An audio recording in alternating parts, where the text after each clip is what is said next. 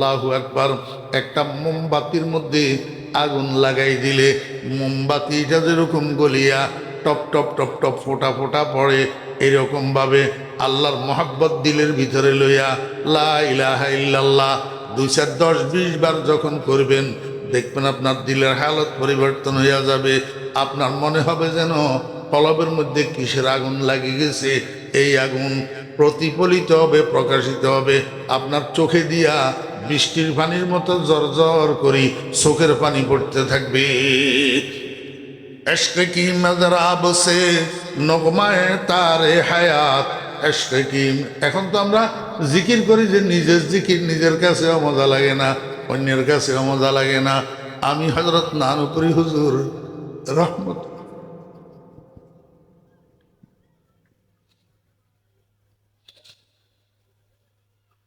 আল্লাহর বান্দাদেরকে দেখছিলাম, আল্লাহ দেখাইছি, যারা দেখে নাই তারা বুঝবে না এটা কি জিনিস ছিল।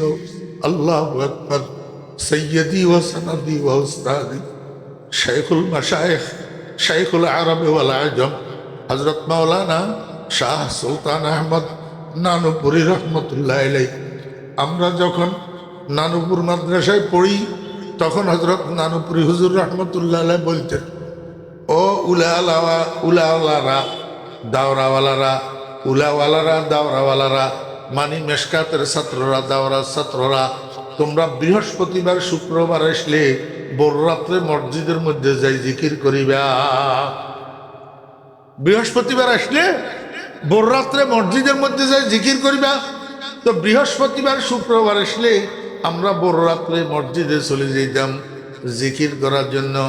তো সব ছাত্ররা শিক্ষকরা তো ভিতরে বসে বসে জিকির করে, আমি আসছিলাম পাগল। আমি মসজিদের পুরাতন মসজিদের আগেরটা উত্তর পাশেদের দরজা দিয়া বাইরে হই, বারান্দায় আসি। বারান্দার মধ্যে একটা চেয়ারের উপরে বসে বসি আল্লাহর বান্দা জিকির করতেন। আমি উত্তর পাশের দরজা দিয়ে লুকাই লুকাই বারান্দায় আসি, হুজুরের চেয়ারের পিছনে বসে দেখতাম শুধু জিকির শোনার জন্য। আল্লাহর বান্দার জিকির এত সুন্দর, আমি খোদার কসম করে কইলাম ওরা পিল কাবা জিকিরের আওয়াজে মনে হয় কলিজা সিরিয়া যাবে। লা ইলাহা ইল্লাল্লাহ মুহাম্মাদুর রাসূলুল্লাহ সাল্লাল্লাহু আলাইহি ওয়াসাল্লাম। আল্লাহু হাযিরি আল্লাহু নাযিরি अल्लाहु मई, जिस्म से ताकत गई और कल्ब से हिम्मत गई, है दिमागा फतर सीधा रहम फरमा ऐ खुदा। जिकिरेर टाने कलिजा सिঁড়ি হওয়ার উপক্রম। এত সুন্দর কা জিকির, এত সুন্দর কা যার দিলের ভিতরে আল্লাহর মহব্বত যত বেশি তার জিকির তত সুন্দর। इश्क की मजराब से नगमाए तारे हयात, इश्क से नारे हयात, इश्क से नूरे हयात।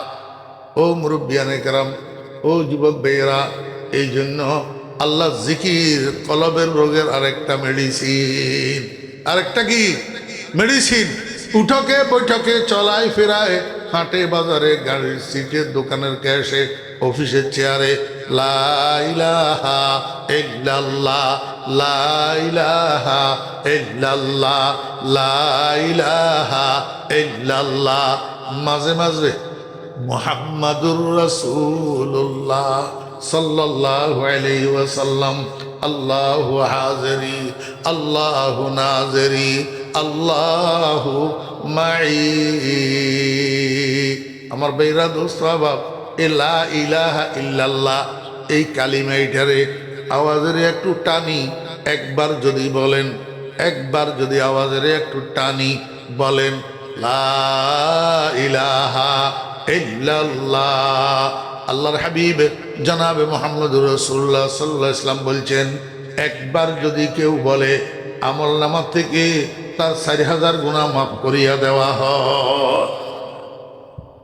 কয় হাজার? 4000। রাসূল আকরাম সাল্লাল্লাহু আলাইহি ওয়াসাল্লামের জবানের আমরা বিশ্বাস করিনি। রাসূলুল্লাহ সাল্লাল্লাহু আলাইহি ওয়াসাল্লামের জবান সত্য নাকি? আমার ভাইয়েরা, দোস্ত আহবাব, রাইফেলের গুলি মিস হইতে পারে, আমার নবীজির জবান মিস হইতে পারে না। আগামীকাল সকালে সূর্য উঠবে কিনা তাতে সন্দেহ থাকতে পারে।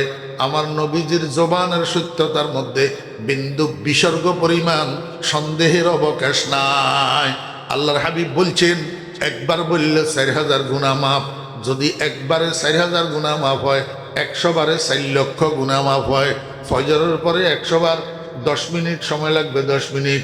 ফজরের পরে 100 বার লা ইলাহা ইল্লাল্লাহ, লা ইলাহা ইল্লাল্লাহ, লা ইলাহা ইল্লাল্লাহ 100 বার পড়েন, 4 লক্ষ গুনাহ মাফ হবে।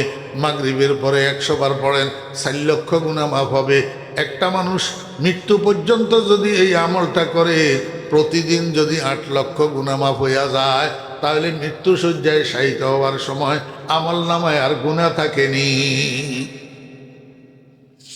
আজকে আবি চনি বাজারেরা, আজকে আবি চনি বাজারেরা, কে বায়ক গোল মিখরি গুলজারেরা। আল্লাহ পাক আমাদেরকে বেশি বেশি করে জিকির করার তৌফিক দান করেন। আমি হযরত নানুপুরি হুজুর রহমতুল্লাহ আলাইহির কাছে শুনছি, যদি কোনো মানুষ জিকির করতে করতে মারা যায়, জিকির করতে করতে মারা যায়, তো এই মানুষটার রুহু বালি ইন্তেকালের পরে আল্লাহর আরশের নিচে যাইয়া সিজদা দে। একই সিজদায় কিয়ামতের দিন উঠবে, আর মাঝখানে সিজদার থেকে উঠবে না। मरते दम में औलिया का हाल होता पुरसुरूर, मरते दम में औलिया का हाल होता पुरसुरूर, लेके हाल जाकिर रब्बुल उला कुछ और है, लेके हाल जाकिर रब्बुल उला कुछ और है। আল্লাহ পাক আমাদেরকে বেশি বেশি করি আল্লাহ জিকির করি, কলবের সাফাই করার তৌফিক দান করেন। قال رسول الله صلى الله عليه وسلم আফজালুন নাসি মান যুকিরতু ইনদাহু ওয়া লাম ইউসাল্লি আলাইয়া, আবখালুন নাসি মান যুকিরতু ইনদাহু ওয়া লাম ইউসাল্লি আলাইয়া। নবীজি বলেন যে সবচেয়ে বড় বখিল, বড় কৃপণ, বড় কিপটা, বড় কঞ্জুস ওই মানুষটা যে যার কানের উপরে আমি নবীর নাম আলোচিত হয়, অথচ সে দরুদ শরীফ পড়ে না, অথচ সে দরুদ শরীফ পড়ে না। তার মতো কিপটা মানুষ, তার মতো কঞ্জুস মানুষ, বখিল মানুষ দুনিয়াতে আর নাই। আপনারা রাসূল আকরাম সাল্লাল্লাহু আলাইহি ওয়াসাল্লামের নাম শুনে দরুদ কে পড়েন না, এটা কোন অভ্যাস? এটা কি নবী প্রেমের বহিঃপ্রকাশ? রাসূল আকরাম সাল্লাল্লাহু আলাইহি ওয়াসাল্লামের মহব্বতের বহিঃপ্রকাশ? একবার দরুদ শরীফ পড়লে 10টা রহমত পাওয়া যায়, 10টা গুনাহ মাফ হয়, 10টা নেকি আমল নামার মধ্যে লিখিত হয়। আল্লাহ পাকের দরবারে 10টা মর্যাদার আসন তার জন্য সাব্যস্ত হয় একবার দরুদ শরীফ পড়লে।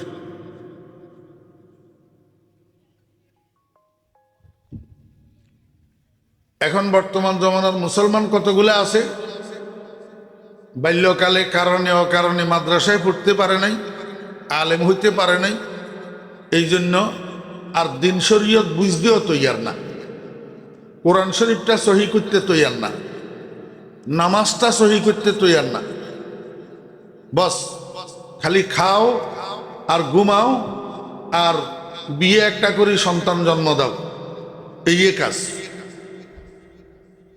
এর বাহিরে আর কিছু বুঝে না। দরুদ শরীফ পড়তে হবে, দরুদ শরীফ কি এইটাও বুঝতে চেষ্টা করে না। সাল্লাল্লাহু আলাইহি ওয়াসাল্লাম এটা কি? সাল্লাল্লাহু আলাইহি ওয়াসাল্লাম দরুদ কাকে বলে?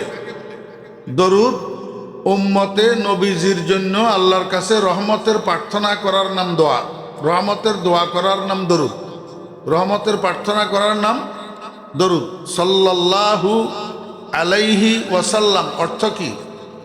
আল্লাহ পাক নবীজির উপর রহমত এবং শান্তি বর্ষিত করুন, এই দোয়াটার নাম দরুদ। সাল্লাল্লাহু, আমার মুখে মুখে বলেন সাল্লাল্লাহু আলাইহি ওয়াসাল্লাম। মাদ্রাসায় পড়ি নাই, আলেম হই নাই, বা অনেকে লেখাপড়াও করি নাই, অশিক্ষিত, তার মানে দিন বুঝতে হবে না, শরীয়ত বুঝতে হবে না, মুসলমানই বুঝতে হবে না, মুসলমান হইয়া কবরে যাইতে হবে না।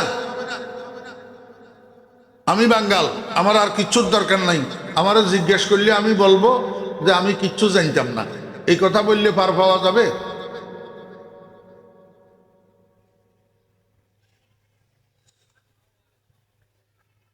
বড় করি বলা জরুরি না, কিন্তু বড় করি বলবেন। বড় করি বলবেন কেন? যাতে অন্য কেউ এই সন্দেহ করতে না পারে যে আমি দরুদ পড়িনি। বড় করি বলবেন যাতে আপনার থেকে শুনি আরেকজনের আগ্রহ হয়। সাল্লাল্লাহু আলাইহি ওয়াসাল্লাম।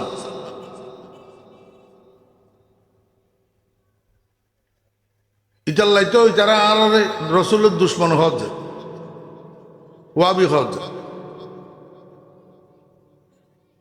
কেন হত্যা দরুদ শরীফ। রসুল আকরাম সাল্লাল্লাহু আলাইহি ইসলামের নাম যতবার উচ্চারণ হয় এতবার ব্যাগুণে দরুদ শরীফ পড়িবে, ডর করি ভরিবে।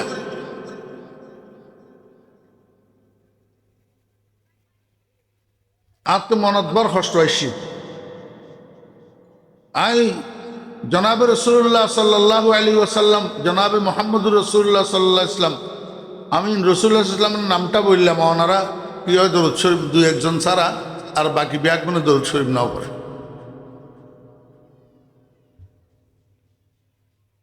ওয়াজ ইগিন কি হল্লাই? খালি ফুনি বেল্লাই না আমল করি বেল্লাই?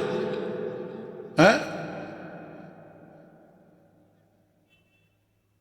ইয়াতো ওয়াজের ময়দান এবারে নষ্ট করি ফেলাইয়ে ওই ডাকাইয়া গুড়া গাড়া ফোয়া দুগুণ বক্তা হইয়ারে।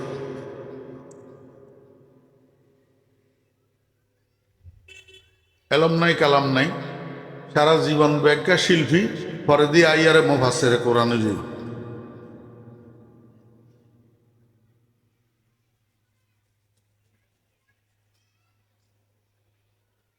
এখন তেলাওয়াতে কোরআনের বুতরও স্টাইল শুরু হয়ে গেছে, কেরাতর বুতর। কেরাত সুন্দর করি বেললাই, কেরাতর জিনত বাড়াই বেললাই, আয়াতর মাঝখানে লফজর মাঝখানে নিঃশ্বাস ছাড়ি দিয়ন, ওয়াকফ করন, জায়জুতন হারাম। ইবা আল কোরআন আল মোররাউনের ভিতর শামিল। রুব্বা কারিয়িন ইয়াকরাউল কোরআন ওয়াল কোরআনু ইয়ালআনুহু শামিল।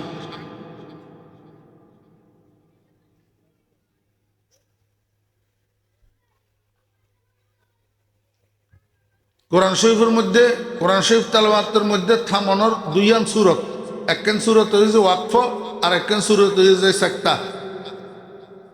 ওয়াকফ হইয়ে যে আওয়াজও বন্ধ নিঃশ্বাসও বন্ধ, আর সাক্তা হইয়ে যে আওয়াজ বন্ধ নিঃশ্বাস চালু।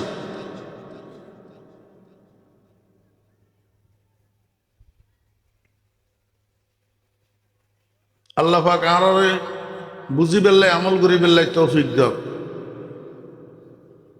আমি আপনাদের সামনে যে আয়াতটা তেলাওয়াত করছি এটা প্রসিদ্ধ আয়াত। অনেক সময় আপনারা উলামায়ে কেরামের জবানে এই আয়াতের উপরে আলোচনা শুনেন। আল্লাহ পাক বলেন, ইয়াউমা লা ইয়ানফাউ মালুন ওয়ালা বানুন। ইয়াউমা মানি ইয়াউমাল কিয়ামা, ইয়াউমাল হাশর, ইয়াউমাল আখিরা। হাশরের দিন লা ইয়ানফাউ, কোনো উপকারে আসবে না, মালুন ওয়ালা বানুন, সম্পদ এবং সন্তান। হাশরের দিন বিপদের সময় সম্পদও কাজে আসবে না, সন্তানও কাজে আসবে না। ইল্লা মান আতাল্লাহ বিকলবিন সালিম। আল্লাহ পাক বলেন, কিন্তু ওই মানুষটা, যেই ব্যক্তি আল্লাহ পাকের সামনে উপস্থিত হইতে পারে কলবে সালিম লইয়া। কলবে সালিম কি? একটা রোগমুক্ত নিরাপদ কলব, রোগমুক্ত নিরাপদ কলব। কলব এটা আরবি শব্দ, ইংরেজিতে বলে হার্ট, বাংলায় বলে অন্তর বা হৃদয়। উর্দু ফার্সিতে বলে দিল। দিল দিল এটা মানুষের শরীরের ভিতরে একটা গোশতের টুকরা। প্রত্যেক মানুষের সিনার বাম পাশে স্তনের 2 আঙ্গুল নিচে এই গোশতের টুকরাটা আছে। এটা হেডকোয়ার্টার অফ হিউম্যান বডি, আসিমাতুল জিসম, মানব দেহের রাজধানী। রাসূল আকরাম সাল্লাল্লাহু আলাইহি ওয়াসাল্লাম ইরশাদ করেছেন, এই রাজধানী শান্ত, পুরা শরীর শান্ত। রাজধানী শুদ্ধ, পুরা শরীর শুদ্ধ। রাজধানী অশুদ্ধ, পুরা শরীর অশুদ্ধ।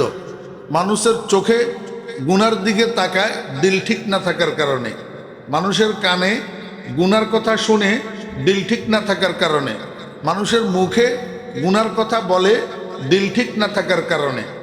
এই জন্য আল্লাহ পাক রব্বুল আলামিন ১৬ লক্ষ নবী রাসূল দুনিয়াতে পাঠাইছেন মানুষের দিল ঠিক করার জন্য। কি ঠিক করার জন্য? দিল ঠিক করার জন্য। ইয়াতলু আলাইহিম আয়াতিহি ওয়া ইউযাক্কিহিম। এই ইউযাক্কিহিম শব্দের অর্থ হলো দিল ঠিক করা।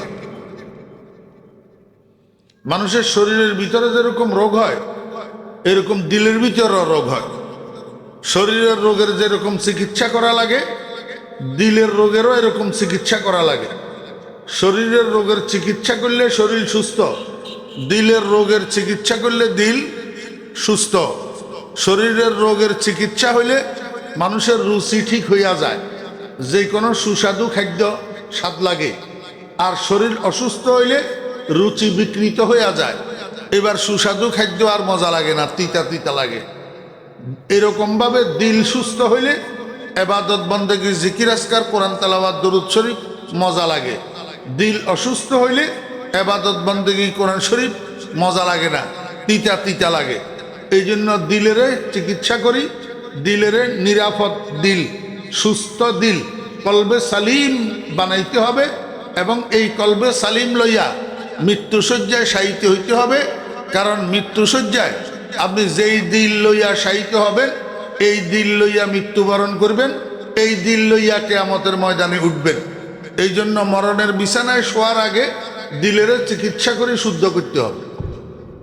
ফরজে আইন, ফরজে আইন। নামাজ যেরকম ফরজে আইন, দিলের শুদ্ধ করা এটাও ফরজে আইন। কিন্তু এখন বর্তমান দুনিয়ার মানুষ শরীরের চিকিৎসার জরুরত বুঝে, কিন্তু দিলের চিকিৎসার জরুরত বুঝে না। শরীরের চিকিৎসার জন্য স্থাবর অস্থাবর সব বিক্রি করি হইলেও শরীরের চিকিৎসা করে, কিন্তু কলবের চিকিৎসা করার জরুরত মানুষ বুঝে না। শরীরের চিকিৎসার জন্য ডাক্তার কোনটা ভালো হবে 13 জনের সাথে পরামর্শ করি হইলেও সঠিক ডাক্তার তালাশ করে, কিন্তু দিলের চিকিৎসার জন্য ডাক্তার তালাশ করে না। ডাক্তারের বাড়িতে যায় না, ডাক্তারের চেম্বারে যায় না।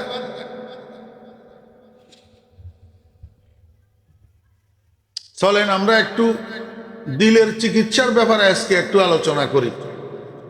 মানব দেহের মধ্যে যে রোগগুলা হয়, এর মধ্যে কিছু কিছু রোগ আছে বড় বড় রোগ, আর কিছু কিছু রোগ আছে ছোট ছোট রোগ। ঠিক এরকমভাবে মানুষের দিলের ভিতরেও যেই রোগগুলা হয়, কিছু কিছু রোগ আছে বড় বড় রোগ, আর কিছু কিছু রোগ আছে ছোট ছোট রোগ। বড় বড় রোগ যেগুলা, সেগুলা একটা রোগের জন্য একটা মেডিসিন। আর ছোট ছোট রোগ যেগুলা, এগুলা একটা মেডিসিনে অনেকগুলা রোগের কাজ করে। মানুষের কলবের মধ্যে যেই বড় বড় রোগগুলা হয়, এই বড় বড় রোগগুলার 1 নম্বর রোগের নাম হলো তাকাব্বুর। 1 নম্বর রোগের নাম তাকাব্বুর, মানে অহংকার। তাকাব্বুর মানে অহংকার নাই যে এমন মানুষ দুনিয়াতে আসেনি। শিক্ষিত অশিক্ষিত, সুন্দর গোরা, উচ্চ বংশ নিম্ন বংশ, ধনী গরিব, রাজা প্রজা, নেতা কর্মী, একেবারে লোয়ার লেভেল থেকে হায়ার লেভেল পর্যন্ত, সর্বনিম্ন লেভেল থেকে সর্বোচ্চ লেভেল পর্যন্ত সব মানুষের ভিতরে অহংকার আছে। সব মানুষের ভিতর অহংকার আছে। অথচ এই অহংকারটা মানুষের কলবের সবচেয়ে মারাত্মক, সবচেয়ে ঈমান বিনষ্টকারী, সবচেয়ে আমল বিনষ্টকারী এই মারাত্মক রোগের নাম হইল অহংকার। মারাত্মক রোগের নাম কি? অহংকার।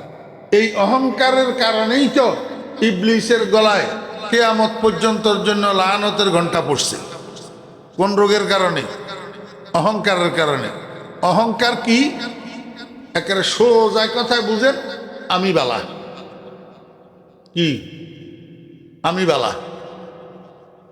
হাতে কি জানে? আমি সব জানি। সে কি বুঝে? আমি সব বুঝি। হাতে ব্যাক করে না, আমি জ্ঞানী, আমি বালা, আমি বালা। এ আমি আমি আমি এ আমি শব্দ ইয়া হইল অহংকার। আমি শব্দ এটা কি? অহংকার। আল্লাহ মাফ করেন। মানুষ যত অন্যায় করে, যত ভুল করে, এগুলারে আল্লাহ পাক ইচ্ছা করলে তাৎক্ষণিক মাফ করি দে, অথবা আল্লাহ পাক ইচ্ছা করলে কিয়ামতের দিনের জন্য রাখি দে। কিয়ামতের দিন ইচ্ছা করলে মাফ করে দিবেন, আর না হইলে অপরাধ অনুযায়ী শাস্তি দিবেন। অপরাধ অনুযায়ী শাস্তি দিবেন। কিন্তু অহংকার তার ব্যতিক্রম। অহংকারে আল্লাহ পাক ডিলে করে না, তাখির করে না, বিলম্বিত করে না। অহংকারীরে আল্লাহ পাক জায়গায় শিক্ষা দিয়ে দেয়। অহংকারীরে আল্লাহ পাক কি করে? জায়গায় শিক্ষা দিয়ে দেয়। অনেক ঘটনা আছে কিতাবের ভিতর, বিশেষ করে হাকিমুল উম্মত হযরত মাওলানা আশরাফ আলী থানভী রহমতুল্লাহ আলাইহি অনেক ঘটনা এই অহংকারের বিষয়ে লিখছেন, কিন্তু সময় হবে না এতগুলার কথা বলার। অহংকার বড় মারাত্মক জিনিস। আল্লাহু আকবার। 2 নম্বর রোগ, মানুষের কলবের মধ্যে বড় বড় যে রোগগুলা হয়, 2 নম্বর রোগের নাম হলো বখল, কৃপণতা, কঞ্জুসি। হ্যাঁ, কতগুলা মানুষ তো গরিব, ইচ্ছা করলেও দান সৎকার করতে পারে না। আর কতগুলা মানুষ ধনী, কিন্তু আল্লাহর রাস্তায় দান সৎকার করতে পারে না কৃপণতার কারণে, কিপটামির কারণে, কঞ্জুসির কারণে। এই কিপটামি এটা এক মারাত্মক রোগ মানুষের কলবের জন্য। 3 নম্বর রোগের নাম হেরস, লোভ, লোভ লালসা, দুনিয়ার লোভ লালসা। এটা একটা মারাত্মক রোগ। এই লোভ লালসার কারণে মানুষ হারাম হালাল বুঝে না, পাইলেই খালি পকেটে ঢুকায়। কার মাল, কার টাকা, কার জায়গা, কার সম্পদ, এটা বিচার করে না। হারাম না হালাল এটা বিচার করে না। কিসের কারণে? এই লোভ লালসার কারণে। দুনিয়ার লোভ লালসা যদি একটা মানুষের মধ্যে না থাকে, তাহলে এই মানুষটা কোনো সময় হারাম খাবে না, এই মানুষটা কোনো সময় হারাম রুজি করবে না, এই মানুষটা কোনো সময় হারাম আত্মসাৎ করবে না, এই মানুষটা কোনো সময় হারাম জুলুম করবে না। 4 নম্বর যেই রোগটা বড় রোগ মানুষের কলবের মধ্যে হয়, এইটার নাম হলো আদমে মোসাওয়াত। আদমে মোসাওয়াত, অসাম্যতা। আল্লাহু আকবার। এই রোগটা ধনীদের ভিতরে বেশি হয়, বড়দের ভিতরে বেশি হয়, ছোটদের মধ্যে এই রোগটা কম হয়। বড় মানুষ যারা, ধনী মানুষ যারা, ক্ষমতাশীল মানুষ যারা, উচ্চশিক্ষিত মানুষ যারা, এদের ভিতরে একটা বদভ্যাস তৈরি হয়। ছোট ছোট মানুষগুলাকে, নিম্ন শ্রেণীর মানুষগুলাকে দূর দূর দূর দূর ব্যবহার করে। হ্যাঁ, ছোট ছোট মানুষগুলার সাথে দুর্ব্যবহার করে, কটু ব্যবহার করে। যাবে না, যা গোলামের হুদ গোলাম, এরকম কথা বলে। এইটা হলো অসাম্যতার রোগ। তা আল্লাহ পাক রব্বুল আলামিন এই 4টা বড় রোগের জন্য 4টা মেডিসিন বানাইছেন। 4টা বড় রোগের জন্য 4টা মেডিসিন। 1 নম্বর বড় রোগ যেটা তাকাব্বুর, এটার মেডিসিন হইল 5 ওয়াক্ত নামাজ। 5 ওয়াক্ত নামাজ। আল্লাহু আকবার। আল্লাহ পাক রব্বুল আলামিন বলেন, বান্দা তুই তো মাথারে উঁচা করি, সিনারে ফুলাই, এমনে এমনে করি হাঁটস অহংকারের কারণে। তো একটা কাজ কর, এই অহংকারের চিকিৎসার জন্য দৈনিক 5 বার মসজিদে যা। দৈনিক 5 বার। এবার দাই বয়ান শুন, ডিস্টার্ব না করবি, নয়ুক সামনে জিবে আইয়েই বা ফাঁকে ফাঁকে বই যাবে। মনোযোগ আছে? জি, আল্লাহ পাক রব্বুল আলামিন বলেন দৈনিক 5 বার মসজিদে যাবি, যাই এখানে হাত জোড় করি আমার সামনে আসামির মতো দাঁড়াইবি, এরপরে রুকুতে যাবি, এরপরে তোর এই সম্মানী কপাল এইটা যেটার দ্বারা দুনিয়ার মানুষের সামনে তোর পরিচয় ঘটে, এটারে নামাইতে নামাইতে নামাইতে নামাইতে একবারে সর্বনিচে নামাইবি, যার নিচে আর নিচ নাই, মাটি। কোথায়? মাটির উপর এটারে রাখবি, মাটির উপরে কপালটারে রাখি। এবার তুই স্বীকৃতি দিবি সুবহানা রাব্বিয়াল আ'লা, সুবহানা রাব্বিয়াল আ'লা। আয় আল্লাহ তুমি বড়, তোমার চেয়ে বড় আর কেউ নাই, অহংকার করার মতো কোনো যোগ্যতা আমার কাছে নাই, অহংকারের মালিক একমাত্র তুমি, সুবহানা রাব্বিয়াল আ'লা। আল্লাহ কয় বান্দা এই সেজদা যত বেশি করবি, যত যত্ন সহকারে করবি, যত মনোযোগের সাথে করবি, আল্লাহু আকবার, সেজদা যত খুশু খুজুর সাথে করবি, তত বেশি তোর মধ্যে নম্রতা আসবে, ভদ্রতা আসবে, নমনীয়তা আসবে, সহনশীলতা আসবে। হ্যাঁ, সেজদা যত বেশি হবে, সেজদা যত সুন্দর হবে, অহংকারের রোগ তোর কলবের থেকে তত দূর হইতে থাকে। কথা বুঝছেন না বুঝেন নাই? এখন আমরা তো নামাজও পড়ি, আর কথায় কথায় আমাদের মুখের থেকে খালি অহংকার ঝরে, কথায় কথায় আমাদের কাজের থেকে খালি অহংকার প্রকাশ পায়, তাহলে বোঝা যায় সেজদা ঠিক হইতেছে না, সেজদা ঠিক হইতেছে না। সেজদা যদি ঠিক হয় তাহলে একটা মানুষ নমনীয় না হইয়া পারে না, নম্র না হইয়া পারে না, ভদ্র না হইয়া পারে না। এই মানুষটার দ্বারাই দুনিয়ার অন্য কোনো মানুষের ক্ষতি হইতে পারে না, যার সেজদা ঠিক থাকে। আল্লাহু আকবার।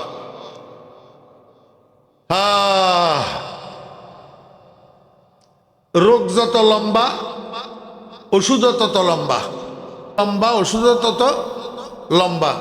দেখেন আপনার ডায়রিয়া হয়েছে, আপনার ডাক্তার আপনারা 3 দিনের ওষুধ দিল, 3 দিনের ভিতরে ডায়রিয়া বন্ধ হয়ে গেছে, আর ওষুধ খাওয়া লাগবে না, ঠিক না বে ঠিক বলেন? হ্যাঁ, আপনার জ্বর হয়েছে, ডাক্তার আপনারা অ্যান্টিবায়োটিক দিল 6টা ট্যাবলেট, 6টা ক্যাপসুল, এই 6টা ক্যাপসুল খাইয়া জ্বর নাই গেছে গা, আর ওষুধ খাওয়া লাগবে না। কিন্তু আপনার ডায়াবেটিস, মরণ পর্যন্ত ওষুধ খাইতে হবে, মরণ পর্যন্ত কি খাইতে হবে? ওষুধ খাইতে হবে প্রতিনিয়ত। 2 বেলা ওষুধ খাওয়া বন্ধ করবেন, আবার 1 লাফে ডায়াবেটিস খালি ফেটে 20-22 হয়ে যাব। কথা বুঝছেন? রোগ যত লম্বা ওষুধ তত লম্বা। আল্লাহ পাক রব্বুল আলামিন বলেন, ও দুনিয়ার মানুষ, শয়তান আর নফস এই 2 শত্রু তোর পিছনে লাগা আছে, মরণ পর্যন্ত খালি তোরে গুতাইব, তোরে অহংকারী বানানোর জন্য। কি বানানোর জন্য? অহংকারী বানানোর জন্য। কতদিন? মরণ পর্যন্ত। এই জন্য ওষুধ খাইতে হবে তোরে মরণ পর্যন্ত, এই 5 ওয়াক্ত নামাজ পড়তে হবে তোরে মরণ পর্যন্ত, সেজদা দিতে হবে তোরে মরণ পর্যন্ত। কোনো অবস্থায় যেন তোর থেকে, তোর মাওলার থেকে সম্পর্ক বিচ্যুত করতে না পারে শয়তানে। কথা বুঝছেন? এই জন্য ওষুধ সেবন করতে হবে কতদিন? মরণ পর্যন্ত। 5 ওয়াক্ত নামাজ, মাফ নাই, মাফ নাই, সুস্থ, কোনো রোগ নাই, কোনো ওজর নাই, তাহলে দাঁড়াই ফুটতে হবে। অসুস্থ, দাঁড়ানোর ক্ষমতা নাই, দাঁড়াইতে গেলে মাথা ঘুরায়, মাথায় চক্কর দে, কয় বসি পড়। কি পড়? আল্লাযীনা ইয়াযকুরুনাল্লাহা কিয়ামান ওয়া কুউদা ওয়া আলা জুনুবিহিম। বসিও যদি ফুটতে না পারস, হঠাৎ করি তুই ঘুরি পড়ি গেছ, হ্যাঁ, তোর ছেলেরা অ্যাম্বুলেন্সে করি তোরে হসপিটালে নিয়ে ভর্তি করছে, এই হসপিটালের বেডে শোয়া, নাকের মধ্যে মাস্ক লাগানো, হাতের মধ্যে স্যালাইন লাগানো, কিন্তু মাগরিবের নামাজের আজান হইতেছে, আজান শুনি তুই বুঝতেছ যে এটা মাগরিবের আজান। কিসের আজান? যদি মাগরিবের আজান এই কথাটা বুঝার মতো হুঁশ তোর কাছে থাকে, তাহলে শুইয়া শুইয়া তোরে মাগরিবের নামাজ আদায় করতে হবে। এরকম শুইয়া শুইয়া। কেমনে? ও তোর ছেলেরে কবি, বাপরে আমারে একটা মাটির দলা আনি দে, মাটির দলা। এই মাটির দলা এটারে বুকের উপর রাখি, এমনি মাটির দলা এটার উপরে হাত দুটার এমনি মারবি, মারি এবার এমনি একটু জারা দিবি, এবার মুখ এটারে এই দোনো হাত দিয়ে মাসে করবি, এবার মাটির দলা এটার উপরে আরেকটা বাড়ি দিবি, এবার এমনি একটু জারি, বাম হাত দিয়া ডাইন হাতটারে মশে করবি, ডাইন হাত দিয়া বাম হাতটারে মশে করবি। এই দোনোটা কাজ করার আগে নিয়ত করবি আমি পবিত্রতা অর্জন করতেছি। নিয়ত, আমি কি করতেছি? পবিত্রতা। এটার নাম তায়াম্মুম। এই তায়াম্মুম করি যেমনে শোয়া আসত হসপিটালের বেডে বালিশের উপর, এমনে আল্লাহু আকবার, তাকবীরে তাহরিমা, সূরা ফাতিহা পড়, এরপরে ইন্না আতাইনা পড়, এরপরে মাথার থেকে বালিশের থেকে মাথারে একটু উপরের দিকে উঠাই আল্লাহু আকবার, সুবহান রাব্বিয়াল আযীম, সুবহান রাব্বিয়াল আযীম, সুবহান রাব্বিয়াল আযীম। আবার মাথারে বালিশের উপর রাখ, এবার আবার মাথার উপরের দিকে উঠে আগের থেকে একটু বেশি, আগের থেকে একটু বেশি উপরের দিকে উঠাই আল্লাহু আকবার, উপরের দিকে উঠাই সুবহান রাব্বিয়াল আ'লা, সুবহান রাব্বিয়াল আ'লা, সুবহান রাব্বিয়াল আ'লা, আল্লাহু আকবার, আল্লাহু আকবার, সুবহান রাব্বিয়াল আ'লা, সুবহান রাব্বিয়াল আ'লা, সুবহান রাব্বিয়াল আ'লা। এইভাবে শোয়া থাকি, ইশারায় রুকু করবি, ইশারায় সিজদা করবি, তারপরেও নামাজ মাপ নাই। الذين يذكرون الله قياما وقعودا وعلى جنوبهم। এখন তো মুসলমানের ছেলেরা হাসি কুদি নামাজ পড়ে না, হাসি কুদি নামাজ পড়ে না। আল্লাহু আকবার। এই নামাজ একটা মেডিসিন, বহুত বড় মেডিসিন। কলবের রোগের সবচেয়ে মারাত্মক রোগ যেটা অহংকারের রোগ। আল্লাহু আকবার। কোন ধনীরে দনের অহংকার করার অনুমতি দেয় নাই, কোনো ক্ষমতাশীলেরে ক্ষমতার অহংকার করার অনুমতি নাই, এলেমওয়ালার এলেমের অহংকারের অনুমতি নাই, আমলওয়ালার আমলের অহংকারের অনুমতি নাই। সময় কম তো মাগরিবের পরে, এই জন্য আমি সংক্ষেপে সংক্ষেপে বলে দিতেছি। 2 নম্বর রোগ বখল, কৃপণতা। এই কৃপণতার জন্য আল্লাহ পাক আরেকটা মেডিসিন বানাইছেন, ওয়া ইতা ইজ জাকাহ, ওয়া ইতা ইজ জাকাহ। হ্যাঁ, তুমি জাকাত আদায় করো। জাকাত হইল এই কলবের রোগ বখল তথা কৃপণতার মেডিসিন। জাকাত 2 রকম। রকম, একটা জাকাতে মফরুজা আর একটা জাকাতে না ফেলা।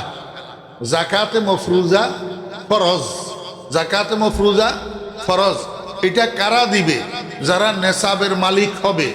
নেশাব পরিমাণ মাল যাদের কাছে 1 বছর পর্যন্ত মালিকানাধীন থাকবে, তারা প্রতি বছর হিসাব করি 2.5 টাকা, 1025 টাকা, 1,02,500 টাকা গরিব, মিসকিন, এতিম, বিধবা এদের মধ্যে বিতরণ করে দিবে।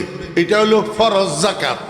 এটা কি আমার বেরা দোস্ত আহবাব, যদি আপনার কাছে নেশাব পরিমাণ মাল না থাকে, কিন্তু আপনি মধ্যবিত্ত, আপনি গরিব না, অসহায় না, কিন্তু আপনার কাছে নেশাব পরিমাণ মালও নাই, পরিবার স্বাচ্ছন্দ্যে চলে, আল্লাহর রহমতে ছোটোখাটো ব্যবসা বাণিজ্য আছে, কাজ কারবার আছে, জায়গা জমিন আছে, চলতে পরিবার চলতে কোনো অসুবিধা হয় না, আপনার জন্য একটা জাকাত আছে। সেই জাকাতটার নাম হলো সাদাকায়ে নাফেলা। আপনার দৈনন্দিন, মাসিক, বাৎসরিক যে রুজি, এই রুজির 10% গরিবদের মধ্যে দান সৎকা করবেন, মাদ্রাসা মসজিদে দান সৎকা করবেন। এটা হলো সৎকায়ে নাফেলা, নফল সৎকা। এইটা ধনীদের জন্য জাকাত যেরকম, আপনার জন্য এটা সেরকম। যত বেশি জাকাত আদায় করবেন, যত বেশি দান সৎকা করবেন, তত বেশি বখল তথা কৃপণতার রোগটা আপনার কলবের থেকে দূর হইতে থাকবে। আমার ভাইরা দোস্তাবাব, আরেকটা রোগ হইল লোভ লালসা, হেরস, যেটাকে আরবিতে বলে হেরস, লোভ লালসার রোগ।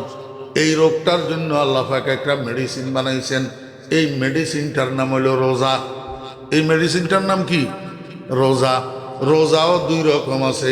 ফরজ রোজা আর নফল রোজা। ফরজ রোজা হইল রমজান মাসের রোজা।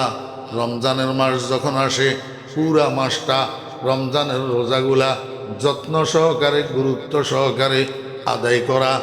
আর রমজান মাস চলে গেলে এবার যে সমস্ত নফল রোজাগুলা আছে আমার ভাইয়েরা, আশুরার রোজা, শবে বরাতের রোজা, আল্লাহু আকবার, জুমার দিনের রোজা, সোমবারের রোজা, এরকম নফল রোজা, আইয়ামে বীজের রোজা, প্রতি আরবি মাসের 13 তারিখ, 14 তারিখ, 15 তারিখ, এই 3 দিন আইয়ামে বীজের রোজা, এই নফল রোজা। এই রোজাগুলার এহতেমাম যে যত বেশি করবে তার দিলের থেকে দুনিয়ার লোভ লালসা উঠে যাবে। এই মানুষটা কোনো সময় হারাম লোকমা মুখে দিবে না, হারাম লোকমা মুখে দিবে না। আমার ভাইয়েরা, দোস্ত আবাব, 4th নম্বর যেই রোগটা আদমে মুসাওয়াতের রোগ, অসাম্যতার রোগ। নিজেকে বড় মনে করে আর কতগুলা মানুষকে নিম্ন শ্রেণীর মনে করে। এই জন্য নিম্ন শ্রেণীর মানুষগুলাকে আল্লাহু আকবার খাটো চোখে দেখে, ছোট চোখে দেখে, তাদের সাথে দুরাচরণ করে। আল্লাহ কয়, তুই ধনী, এক কাজ কর, তুই 5 লাখ 6 লাখ টাকা খরচ কর, তোর জন্য আমি একটা মেডিসিন বানাইছি, 5-6 লাখ টাকা খরচ করি, জীবনের মধ্যে কমপক্ষে একবার হইলেও মক্কা শরীফ যা, সেখানে আমার একটা ঘর আছে। আল্লাহু আকবার, সাদা 2খানা কাপড় পরিধান করবি, এহরামের কাপড়, এই সাদা 2খানা কাপড় পরিধান করি। খবরদার কেউ সেখানে স্যুট কোট পরিধান করতে পারবে না, দামি শু জুতা পরিধান করতে পারবে না, মাথায় কোনো ক্যাপ লাগাইতে পারবে না। সারা দুনিয়ার থেকে আসা মানুষেরা এক পোশাক হইবা, এক রং হইবা, এক রং হইয়া কোনো রকমের পণ্ডিতি করতে পারবে না, কোনো রকমের চাপাবাজি করতে পারবে না। আমি যেটা শিখাই দিতেছি, সারা দুনিয়ার লক্ষ লক্ষ মানুষ এই একটা বুলি মুখের মধ্যে লাগবা, লাব্বাইক আল্লাহুম্মা লাব্বাইক, লাব্বাইক লা শারীকা লাক লাব্বাইক, ইন্নাল হামদা ওয়ান নি'মাতা লাকা ওয়াল মুলক লা শারীকা লাক। আল্লাহু আকবার দোয়াইটা পড়ি, আমার কালো ঘর এটার চতুর্দিকে ঘুরো ঘুরো ঘুরো। যেখান থেকে শুরু করবা হজরে আসওয়াদ থেকে, আবার এখানে আসলে 1 চক্কর, এরকম 7 চক্করে এক তাওয়াফ হয়। তোমার হজের তাওয়াফ, উমরার তাওয়াফগুলার পরে বা মাঝে মাঝে যত বেশি পারো নফল তাওয়াফ করিবা, যত এই ঘর এটার চতুর্দিকে ঘুরিবা, আস্তে আস্তে তোমার থেকে অসাম্যতার রোগ দূর হইয়া যাবে, আদমে মুসাওয়াতের রোগ দূর হইয়া যাবে। এই মেডিসিনটার নাম হলো হজ। এই মেডিসিনটার নাম কি? হজ। আমার ভাইয়েরা, দোস্ত আহবাব, মনে রাখতে পারবেন কিনা আল্লাহ জানে। মানুষের কলবের মধ্যে বড় বড় কয়টা রোগ হয়? 4টা। এই বড় বড় 4টা রোগের 4টা মেডিসিন। আল্লাহ পাক আমাদেরকে এই মেডিসিনগুলা সেবন করি মৃত্যুর আগে আগে কলবকে রোগ মুক্ত নিরাপদ কলব বানানোর তৌফিক দান করেন। আমার ভাইয়েরা, দোস্ত আহবাব, আর কতগুলা মেডিসিন আছে যেগুলা কমন মেডিসিন। এই মেডিসিনগুলা গোটা কোরআন হাদিসকে পর্যালোচনা করলে দেখা যায় যেই মেডিসিনগুলার দ্বারা কলবের চিকিৎসা হয়, যেই মেডিসিনগুলার দ্বারা কলবটা কলবে সালিম হয়, এও 4টা মেডিসিন। কয়টা মেডিসিন? 4টা মেডিসিন, কমন মেডিসিন। কলবের ছোট ছোট যত রোগ আছে সব রোগের চিকিৎসা করে এই 4টা মেডিসিন। 1 নম্বর মেডিসিনের নাম তেলাওয়াতে কোরআন। 1 নম্বর মেডিসিনের নাম কি? ক্বালা রাসূলুল্লাহ সাল্লাল্লাহু আলাইহি ওয়াসাল্লাম, ইন্না হাযিহিল কুলুবা তাসদাউ কামা ইয়াসদাউল হাদীদু ইযা আসাবাহুল মা। কিলা ওয়া মা জিলাউহা ইয়া রাসূলাল্লাহ? ক্বালা কাসরাতু যিকরিল মাউতি ওয়া তিলাওয়াতুল কুরআন ওয়া ফি রিওয়ায়াতিন ওয়া তিলাওয়াতিল কুরআন আও কামা ক্বালান নবিয়্যু আলাইহিস সালাতু ওয়াস সালাম। আমার ভাইয়েরা, দোস্ত আহবাব, কোরআন শরীফের তেলাওয়াত যত বেশি করা হয় তত বেশি কলবটা পরিষ্কার হয়, কলবটা আয়নার মতো হয়। আয়নার মতো? কিসের মতো হয়? একটা পরিষ্কার আয়নার সামনে, স্বচ্ছ আয়নার সামনে একজন মানুষ দাঁড়াইলে ওই মানুষটার চেহারা পরিষ্কার দেখা যায় আয়নার মধ্যে। আর আয়নার ভিতরে যদি ধুলাবালি থাকে, আয়নার ভিতরে যদি কোনো দাগ থাকে, আয়নার ভিতরে যদি কোনো স্পট থাকে, আয়নার মধ্যে তাকাইলে মনে হয় যেন দাগটা চেহারার ভিতর, আসলে চেহারার ভিতরে দাগ না, আয়নার ভিতরে দাগ। আর ধুলাবালি বেশি পড়ি যদি আয়নার স্বচ্ছতা দূর হইয়া যায়, তখন তো চেহারাই দেখা যায় না। আবার একটা নেকড়া দিয়া, একটা গামছা দিয়া আয়নাটারে মুছি দিলে আবার আয়নার স্বচ্ছতা যখন ফিরিয়ে আসে, আয়নার সামনে আবার চেহারা দেখা যায়। আল্লাহ পাক রব্বুল আলামিন মানুষের কলবটাকে একটা আয়নার মতো বানাইছে, পরিষ্কার আয়নার মতো। কিন্তু মানুষ গুনাহ করি এই আয়নার স্বচ্ছতা নষ্ট করে ফেলে।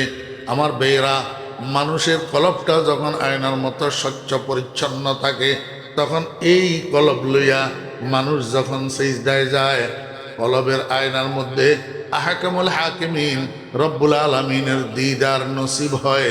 এই জন্য তো নামাজকে মেরাজুল মুমিনিন বলেন। এই জন্য পটিয়ার হযরত মুফতি শাহ হুজুর রহমতুল্লাহ আলাইহি আমাদের দাদা পীর শেষ রাত্রে তাহাজ্জুদের নামাজ পড়ি বসে বসে কান্দে, মাল দৌলত কি হওয়াস দিল সে নিকাল, दिल को पर अनवार कर ऐ जुल जलाल, दिल हो आए ना तेरी दीदार का, सर झुका कर देख लूं तेरा जमाल। या अल्लाह, আমার কলবের থেকে তুমি দুনিয়ার মহব্বত, দুনিয়ার মাল দৌলতের মহব্বতকে বাইর করে দাও। আমার কলবটাকে আল্লাহু আকবার তোমার নূরের দ্বারা আলোকিত করে দাও। আমার মহব্বতটা, আমার কলবটাকে একটা স্বচ্ছ পরিষ্কার আয়নার মতো করে দাও। আমি এই আয়নার মতো কলবটা লইয়া যখন সিজদায় যাব, আমার সিজদাটা যেন তোমার মেরাজে পরিণত হয়। কলবের আয়নার ভিতর সিজদার মধ্যে আমি যেন তোমারে দেখতে পাই। দিল হো আয়ে না তেরি দীদার কা, সর ঝুকা কর দেখ লूं তেরা জামাল। আল্লাহু আকবার। এক নম্বর মেডিসিন হয় না, কিন্তু ভুলে গেছি, তিলাওয়াতে কোরআন। এক নম্বর মেডিসিন কি?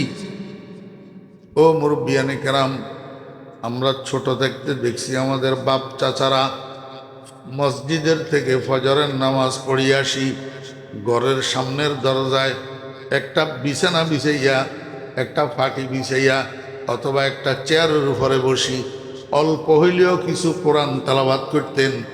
আব্বার দেখা দেখা এইবার মায়ে তেলাওয়াত করতেন, ভাই বোনেরা, ছেলে মেয়েরা তেলাওয়াত করতেন। ঘরের মধ্যে তেলাওয়াতে কোরআনের একটা পরিবেশ ছিল। এখন বর্তমানে মুরব্বীরাও কোরআন তেলাওয়াত করে না, এই জন্য ছেলে মেয়েরা, যুবক যুবতীরাও কোরআন তেলাওয়াত করে না, এমনকি মাদ্রাসায় পড়ুয়ারা পর্যন্ত তেলাওয়াত করে না। তেলাওয়াতের পরিবেশটা নষ্ট হয়ে গেছে, পরিবেশটা এখন আর নাই। অথচ কোরআন তেলাওয়াত সবচেয়ে বড় মেডিসিন, সবচেয়ে বড় ওষুধ কলবকে কলবে সালিম বানানোর জন্য। 2 নম্বর মেডিসিন জিক্রুল্লাহ। 2 নম্বর মেডিসিন কি? আল্লাহর হাবিব জনাব রাসূলুল্লাহ সাল্লাল্লাহু আলাইহি ওয়াসাল্লাম বলেন, লিকুল্লি শাইইন সাকালাতুন ওয়া সাকালাতুল কুলুবি যিকরুল্লাহ, আও কামা ক্বালান নবী আলাইহিস সালাতু ওয়াস সালাম। তুমি বিল্ডিং একটা ঘর বানাইছো, ফাঁকা ঘর, অর্থের অভাবে, পয়সার অভাবে আস্তর করতে পারো নাই। আস্তর, আস্তর বুঝেন না? হ্যাঁ, অর্থের অভাবে আস্তর করতে পারো নাই। ভিতরের সাইড আস্তর করি ঘরে ঢুকে গেছো, বসবাস করা শুরু করছো, কিন্তু বাইরের সাইড আস্তর করতে পারো নাই পয়সার অভাবে। এইভাবে করতে করতে 1-2 বছর চলে গেছে। এখন আল্লাহর রহমতে 1-2 বছর পরে ছেলে একটা বিদেশ গেছে, সেখান থেকে মোটামুটি টাকা পয়সা পাঠাইতেছে। এখন তোমার খেয়াল হয়েছে তুমি বাইরের সাইডটা একটু আস্তর করিবা, কিন্তু 2 বছর সময় যে বিলম্বিত হয়েছে, এর মধ্যে বাইরের সাইডে গাঁথনির মধ্যে কি পড়ে গেছে? শ্যাওলা। কি পড়ছে? শ্যাওলা পড়ে গেছে। আমাকে আপনি বলেন, এই শ্যাওলার উপরে যদি আপনি আস্তর করেন, আস্তর এগুলা থাকবে। আগে কি করতে হবে? শ্যাওলা পরিষ্কার করতে হবে। তো কেমনে শ্যাওলা পরিষ্কার করবেন? ওই হার্ডওয়্যারের দোকানে তারের ব্রাশ কতগুলা পাওয়া যায়। কিসের ব্রাশ? তারের ব্রাশ। বালতি একটার মধ্যে 1 বালতি পানি দেন, আল্লাহু আকবার। ওই দেওয়ালের একটু জায়গার মধ্যে একটু পানি মারেন, পানি মারি এবার তারের ব্রাশ এটা দিয়ে ঘষা মারেন, দেখবেন আস্তে আস্তে পানি মারবেন আর আস্তে আস্তে ঘষবেন, আস্তে আস্তে শ্যাওলাগুলা দূর হইয়া যাবে, একবারে ধুইয়া পরিষ্কার হইয়া যাবে। এইবার জায়গাটা শুকাইলে এটার উপরে আস্তর করেন, আল্লাহর রহমতে 100 বছরেও আস্তর কিচ্ছু হবে না। কিন্তু পরিষ্কার করবেন কি দিয়া? তারের ব্রাশ দিয়া। কি দিয়া? তারের ব্রাশ দিয়া। সাথে পানি লাগবে। সাথে কি লাগবে? পানি লাগবে।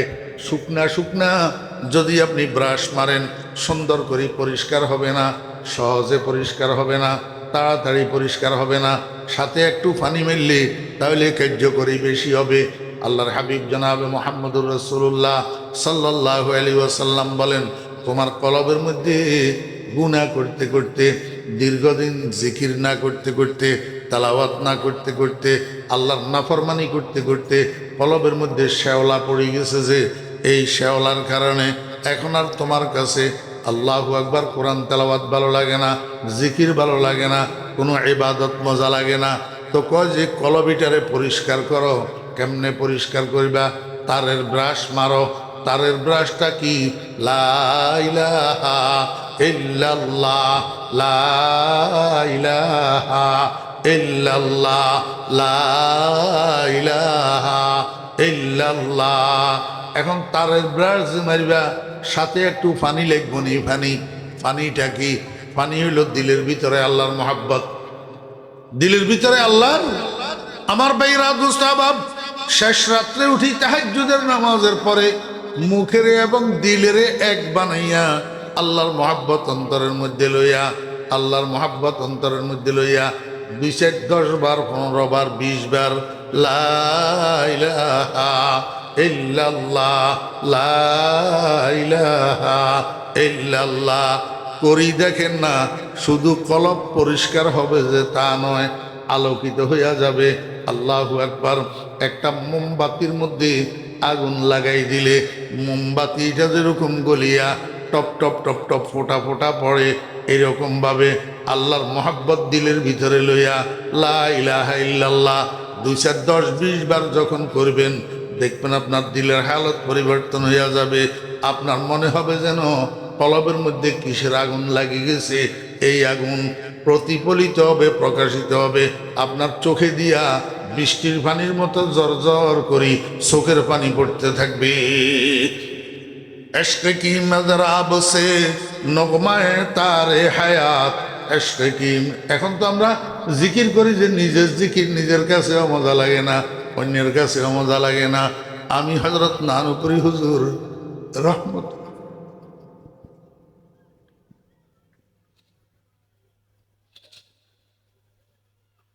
আল্লাহর বান্দাদেরকে দেখছিলাম, আল্লাহ দেখাইছি। যারা দেখে নাই তারা বুঝবে না এটা কি জিনিস ছিল। আল্লাহু আকবার। সৈয়দি ওয়া সনদি ওয়া উস্তাদি শাইখুল মাশায়েখ, শাইখুল আরব ওয়াল আজম, হযরত মাওলানা শাহ সুলতান আহমদ নানুপুরি রহমতুল্লাহ আলাইহি। আমরা যখন নানুপুর মাদ্রাসায় পড়ি তখন হযরত নানুপুরি হুজুর রহমতুল্লাহ আলাইহি বলতেন, ও উলাওয়ালারা, দাওরাওয়ালারা, উলাওয়ালারা, দাওরাওয়ালারা, মানি মেশকাতের ছাত্ররা, দাওরার ছাত্ররা, তোমরা বৃহস্পতিবার শুক্রবার আসলে ভোর রাত্রে মসজিদের মধ্যে যাই জিকির করিবা।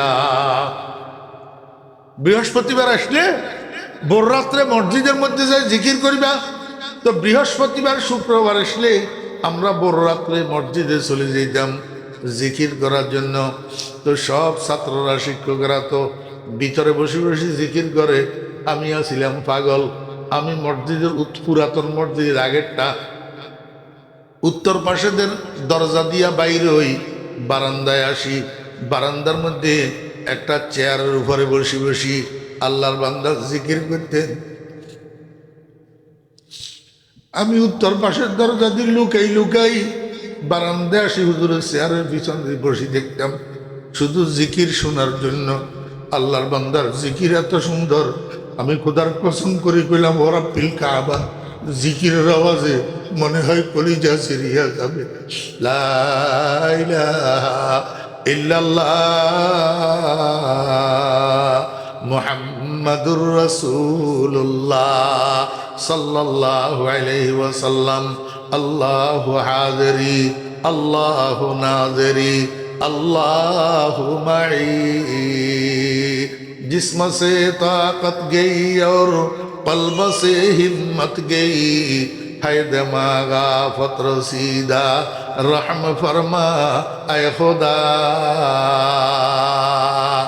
जिकिरेर टाने कलिजा ছিঁড়ে দেওয়ার উপক্রম। এত সুন্দর কা জিকির, এত সুন্দর কা যার দিলের ভিতরে আল্লাহর মহব্বত যত বেশি তার জিকির তত সুন্দর। इश्क की मज़राब से नुग़मे तारे हयात, इश्क से नारे हयात, इश्क से नूरे हयात। ও মুরব্বিয়ানে কেরাম, ও যুবক ভাইয়েরা, এই জন্য আল্লাহ জিকির কলবের রোগের আরেকটা মেডিসিন। আরেকটা কি মেডিসিন? উঠকে বৈঠকে, চলায় ফেরায়, হাটে বাজারে, গাড়ির সিটে, দোকানের ক্যাশে, অফিসের চেয়ারে লা ইলাহা ইল্লাল্লাহ, লা ইলাহা ইল্লাল্লাহ, লা ইলাহা ইল্লাল্লাহ। মাঝে মাঝে মুহাম্মাদুর রাসূলুল্লাহ সাল্লাল্লাহু আলাইহি ওয়াসাল্লাম। আল্লাহু হাযিরি আল্লাহু নাযিরি আল্লাহু মাই।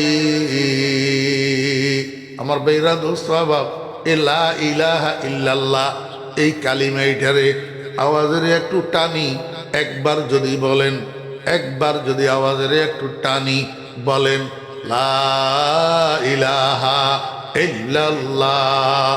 আল্লাহর হাবিব জনাবে মুহাম্মদুর রাসূলুল্লাহ সাল্লাল্লাহু আলাইহি ওয়াসাল্লাম বলছেন, একবার যদি কেউ বলে আমল নামা থেকে তার 4000 গুনাহ মাফ করিয়া দেওয়া হয়। কয় হাজার? 4000। রসুল আকরাম সাল্লাল্লাহু আলাইহি ওয়াসাল্লামের জবানের আমরা বিশ্বাস করিনি। রাসূলুল্লাহ সাল্লাল্লাহু আলাইহি ওয়াসাল্লামের জবান সত্য নাকি? আমার ভাইয়েরা দোস্ত আহবাব, রাইফেলের গুলি মিস হইতে পারে, আমার নবীজির জবান মিস হইতে পারে না। আগামীকাল সকালে সূর্য উঠবে কিনা তাতে সন্দেহ থাকতে পারে। আমার নবীজির জবানের সত্যতার মধ্যে বিন্দু বিসর্গ পরিমাণ সন্দেহের অবকাশ নাই। আল্লাহর হাবিব বলছেন, একবার বললে 4000 গুনাহ মাফ। যদি একবারে 4000 গুনাহ মাফ হয়, 100 বারে 4 লক্ষ গুনাহ মাফ হয়।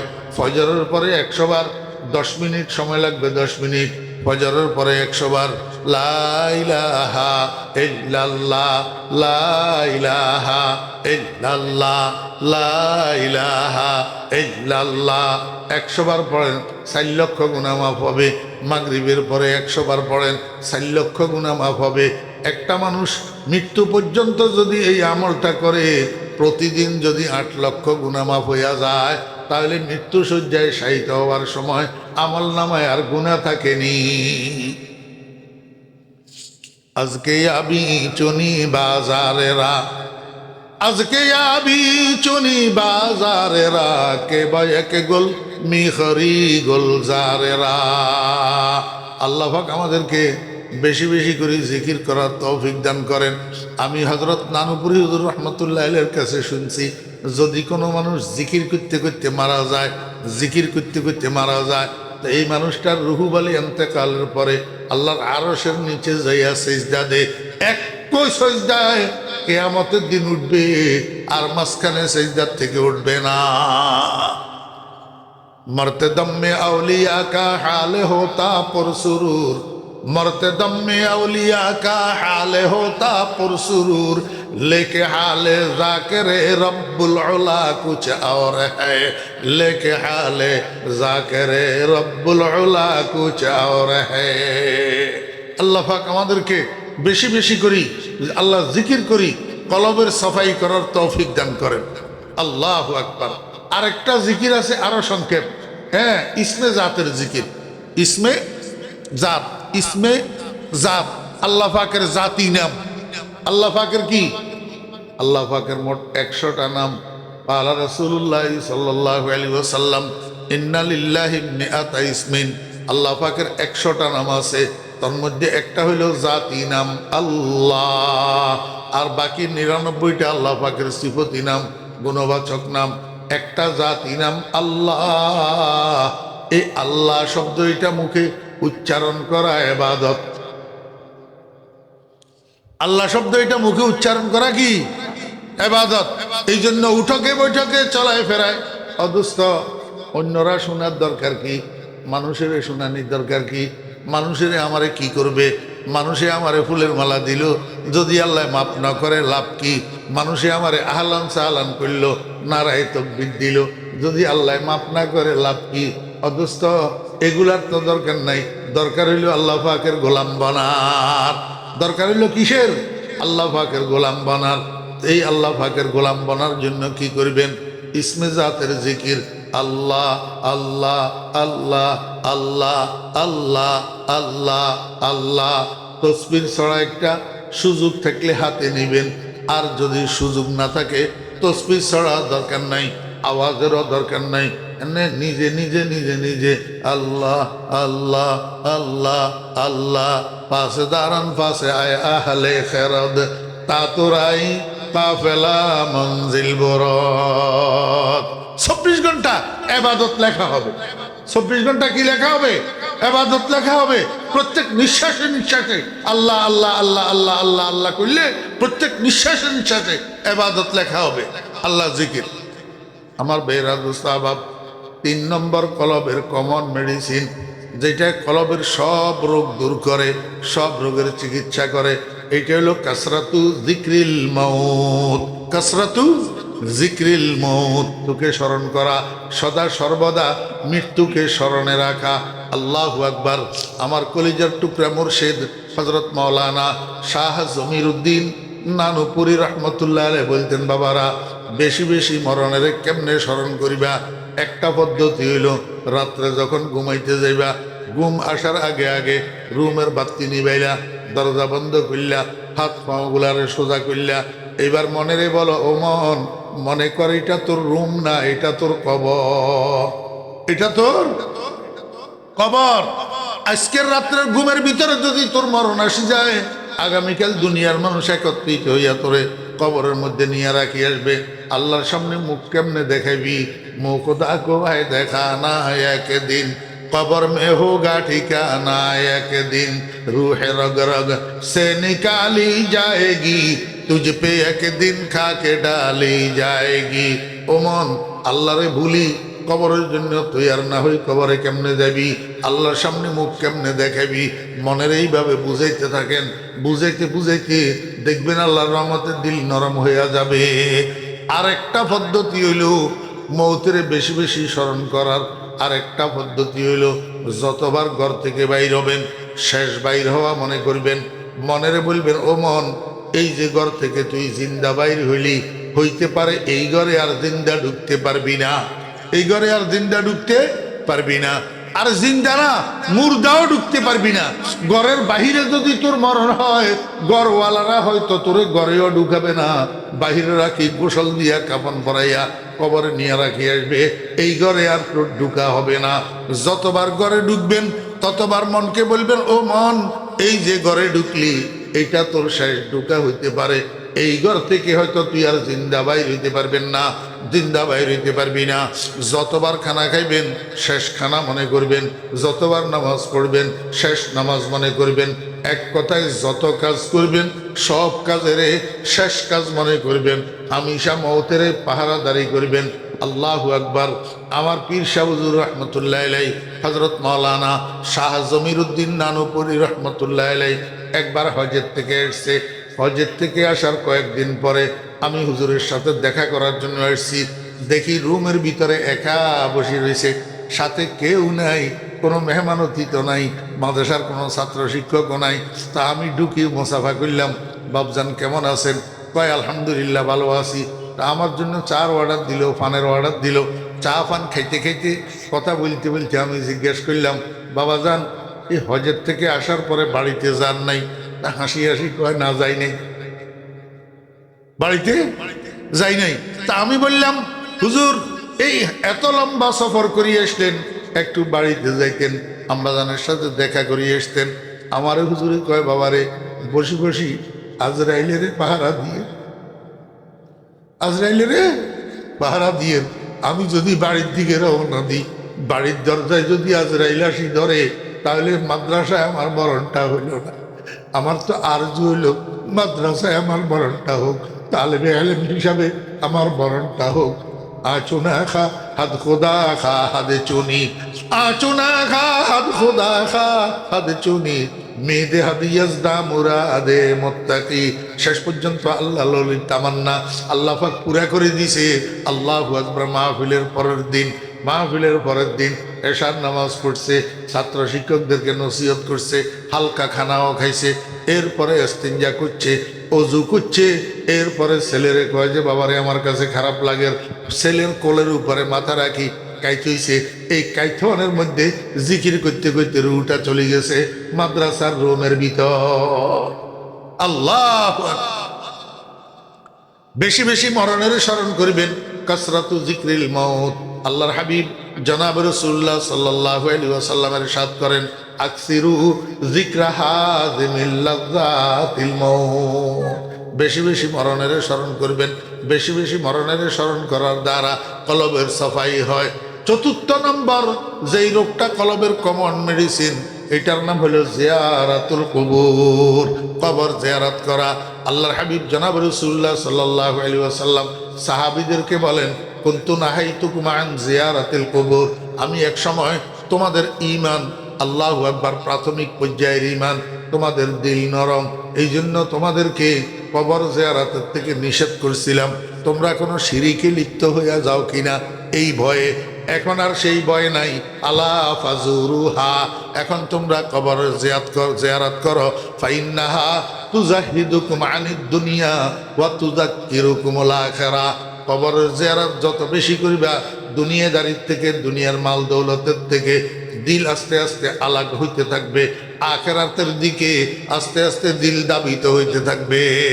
আমার ভাইরা, দোস্ত আহবাব ও মুরব্বিয়ানে কেরাম, আমার যারা মুরব্বী আছেন, আমি আপনাদেরকে বলবো, শুক্রবার দিন ছেলে ফেলেরা যেগুলা পাশে আছে, কাছে আছে, যেটা ডুবাই গেছে এটার তো আপনি পাবেন না। বাড়িতে ঘরে ছেলে ফেলে যেগুলা আছে, এগুলারা দেখবেন, বাবারা এদিকে আয়, চল একসাথে যাইয়া তোর দাদা দাদুর কবর জিয়ারত করি আসি। ছেলেদেরকে সাথে লইয়া দাদা দাদুর কবর জিয়ারত করে আসবেন, আপনার আব্বা আম্মার কবর জিয়ারত করে আসবেন। এটা যদিও তাদা ইলান নফল, কিন্তু তাদা ইলান নফল তার লিত্তালিম জায়েজ আছে, লিত্তালিম জায়েজ আছে। আল্লাহু আকবার। আমার ভাইরা, মুস্তাহাব, ছেলেদেরকে সাথে লইয়া আপনি সন্তান যত বছর আপনার বয়স হোক না কেন, 70 বছর বয়সে আপনি আপনার ছেলেদেরকে সাথে লইয়া শুক্রবার জুমার দিন মা বাপের কবরস্থানে যাবেন, মা বাপের কবর জিয়ারত করবেন। এখান থেকে আপনার ছেলেরা শিখবে। 2 দিন পরে আপনি মারা গেলে আপনার ছেলেরা শুক্রবার জুমার দিন আপনার কবরের কাছেও যাবে, আপনার কবর জিয়ারত করবে। আল্লাহর হাবিব বলেন, যেই সন্তান শুক্রবার জুমার দিন মা বাপের কবর জিয়ারত করে, কুতিবা বাররা, আল্লাহ পাকের দপ্তরের মধ্যে তার নাম নেক সন্তান হিসাবে লিখিত হয়। অমিয়া বাদশার ডায়েরির মধ্যে একবার যদি কোনো মানুষ সৎ মানুষ হিসাবে লিপিবদ্ধ হয়, এই মানুষটার আল্লাহর দরবারে শাস্তি হয় না। অথচ আল্লাহ পাকের দপ্তরের মধ্যে একবার যদি নেককার হিসাবে নাম লিপিবদ্ধ হয়ে যায়, এই মানুষটা আর জাহান্নামে যাবে না। এই জন্য কবর জিয়ারত করবেন। কেমনে জিয়ারত করবেন আমি আপনাদেরকে একটু শিখাই দিই। প্রথমে মা বাপের কবরস্থানে যাইয়া, কবরের পাশে যাইয়া কিচ্ছু পড়বেন না, এমনি কিছুক্ষণ দাঁড়াই থাকবেন, কবরের দিকে তাকাই দাঁড়াই থাকবেন। মনে রেখবেন, ও মন, এই যে তোর মহাব্বতের আব্বা, তোর মহাব্বতের আম্মা মাত্র তোর সামনে 2.5 হাত মাটির নিচে শুইয়া রয়েছে, একটু খোঁজ খবরও তো নিতে পারতেছ না, সুখে আছে না দুঃখে আছে। ও মন, আজকে যদি তুই মরি যাবি, এরকম অন্যরা তোরে নিয়ে 3.5 হাত মাটির নিচে ঢুকাইয়া দিবে, তোর ছেলে তোর কবরের পাশে আসবে, তোর খোঁজ খবর নিতে পারবে না, নেওয়ার কোনো সুরত নাই। ও মন, কবরের জন্য কি তৈরি করছ, কি লইয়া যাবি আল্লাহর কাছে? আমার ভাইরা, কবরের দিকে তাকাইয়া 5-7 মিনিট এরকম নিজেরে নিজে তলকিন করেন, নিজেরে নিজে তলকিন করেন, দেখবেন দিলটা নরম হইয়া চোখের পানি ঝরঝরাই পড়বে। এই টাইমের মধ্যে আবার জিয়ারত শুরু করেন।